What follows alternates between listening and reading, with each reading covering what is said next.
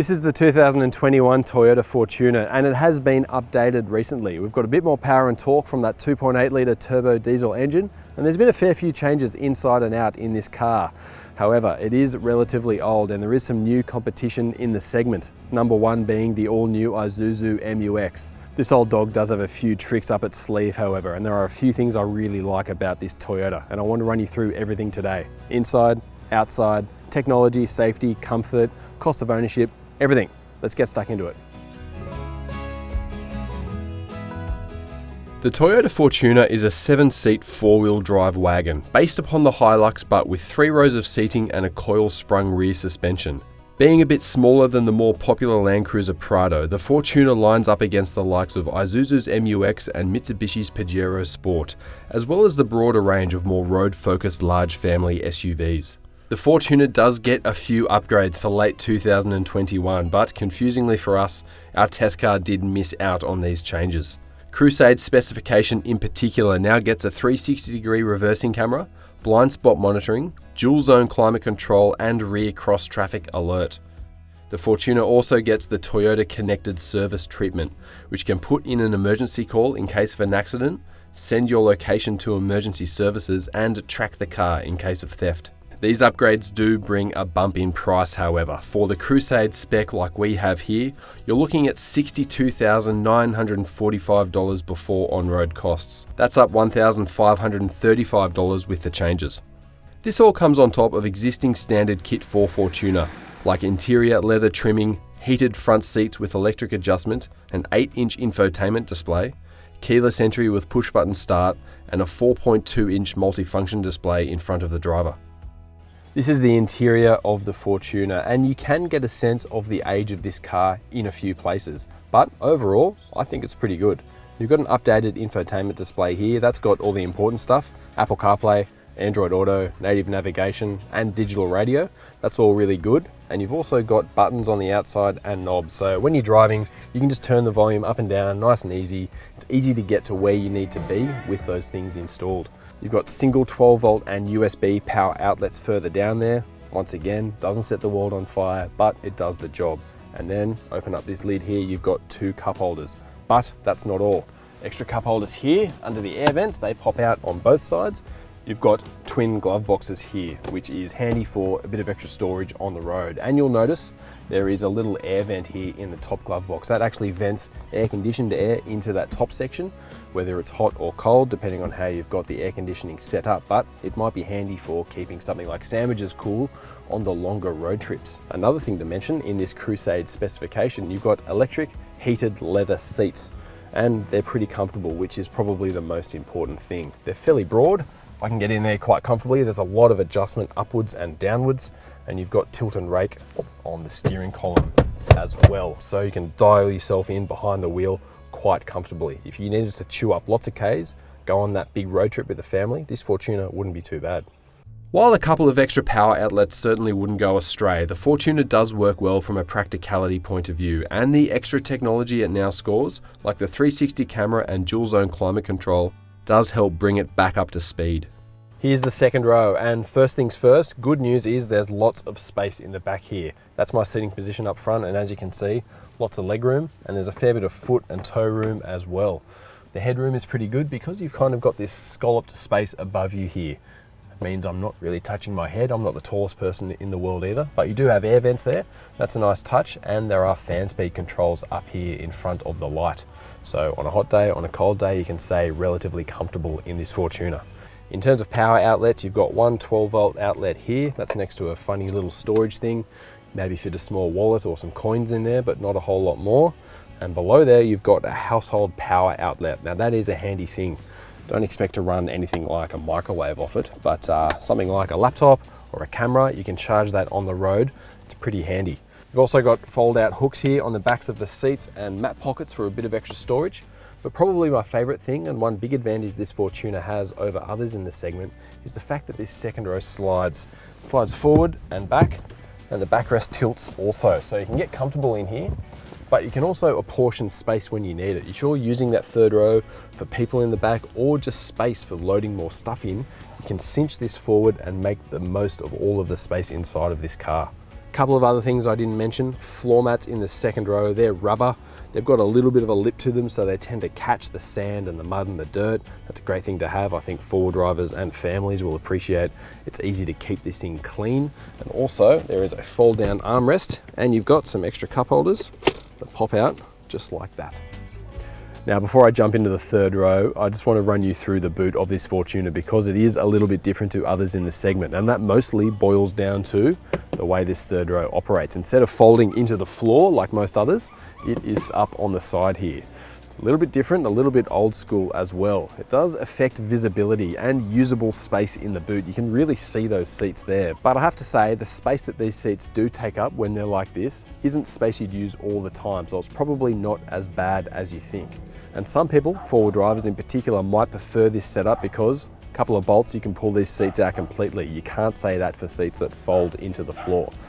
Now, other things, you've got a power outlet that's hiding over there. That's a 12-volt power outlet, and you do have a switchable light up here. That is handy.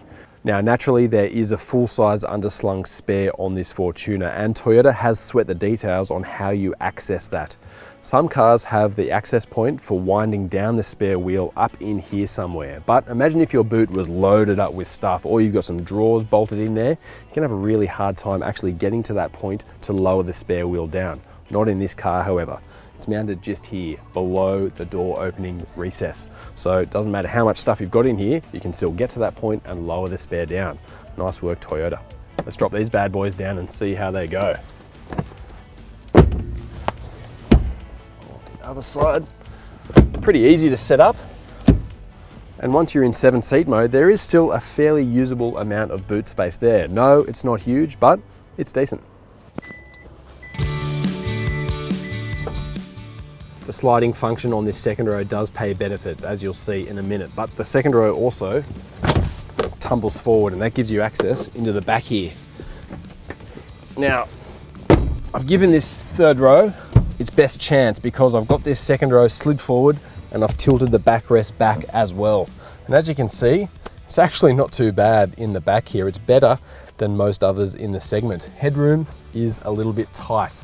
I'm sort of rubbing my hair on the top there, but legroom, there is just enough, and I've got enough room to stick my feet in because the floor dips down a little bit.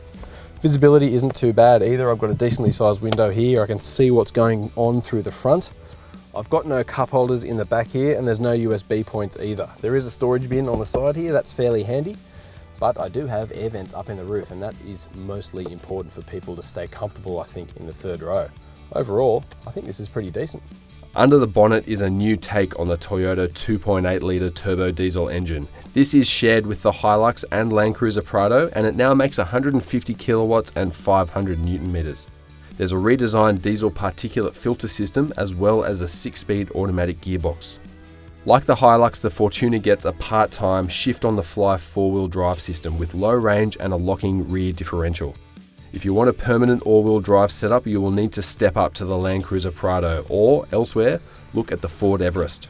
This new engine does gain a few kilowatts, but I think the 50 Newton meters is the most important thing here. It was of great benefit to something like a Land Cruiser Prado. I feel like the Prado, because it was bigger, really needed that extra grunt. The Fortuner wasn't so bad itself, but extra power, extra torque is always better. It just makes this thing feel a little bit more responsive and a little bit more nimble to get around town.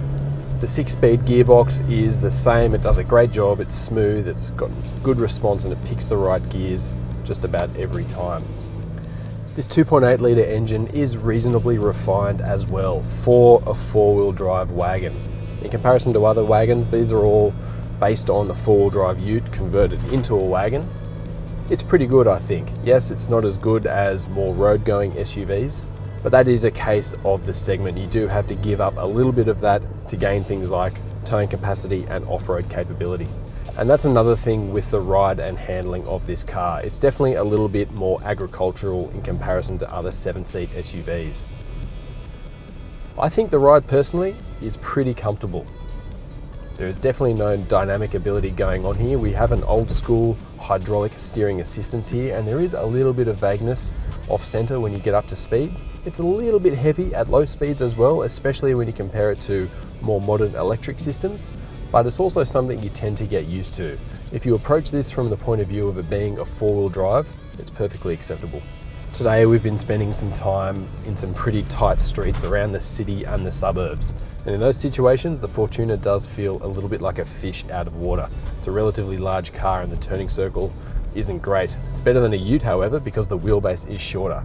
And I have to say, it's not untenable, it's just not perfect for those sorts of situations. But what it is good for is general ride comfort for longer drives. If you want to do a big road trip, this is a good place to start. Because you've got good off-road capability, there's also good towing capacity and a decent payload.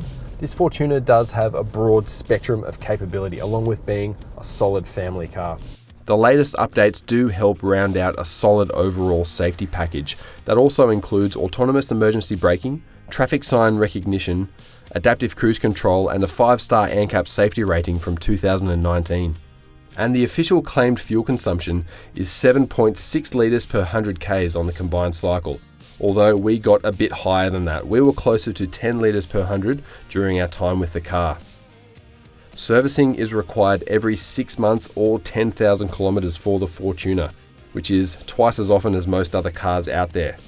Each visit has a capped price of $260 per visit for the first 3 years. So that means you're looking at $1,560 over 3 years and 60,000 Ks, or $520 per year. After those 3 years, however, you are then in open waters and annual servicing costs will increase over that time.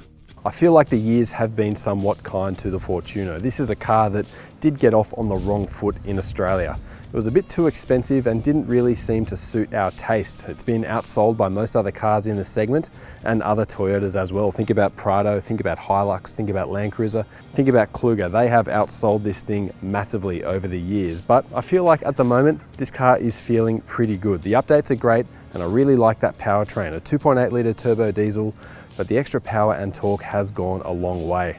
In particular though, the second and third rows in this four-wheel drive SUV are quite usable and it helps this thing work as a real dual purpose vehicle.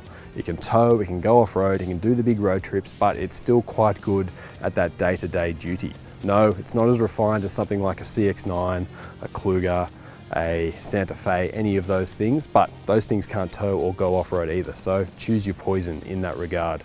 Now, as always, hit the like button, hit subscribe while you're here on this video and let me know in the comments below, do you prefer this old Fortuner or would you opt for the cheaper Pajero Sport or the new Isuzu MU-X? Let me know in the comments and thanks for watching.